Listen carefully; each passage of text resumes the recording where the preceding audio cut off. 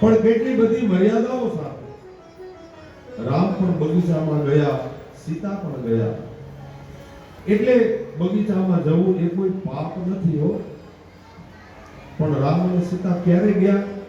સવારે પ્રાતઃકાળમાં સૂર્યની હાજરી હતી ત્યારે ગયા.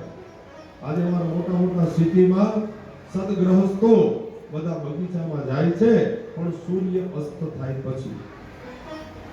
સીતા રામને ગોતવા માટે ગયા હતા બગીચામાં, અને આજના લોકો રામને ગોતવા માટે જાય છે. બસ આટલો તફાવત છે. બગીચામાં જવાય પણ રામને ગોતવા માટે. બગીચામાં જવાય ના નથી, પણ પૂરી મર્યાદા સાથે જવાય. આજના લોકો તો હવે એ પણ ધ્યાન નથી દેતા કે આપણે ક્યાં બેઠા છીએ. મર્યાદા નહીં હોય તો જીવનનો કોઈ આનંદ નથી. યાદ રાખો, મર્યાદા રાખવી પડશે.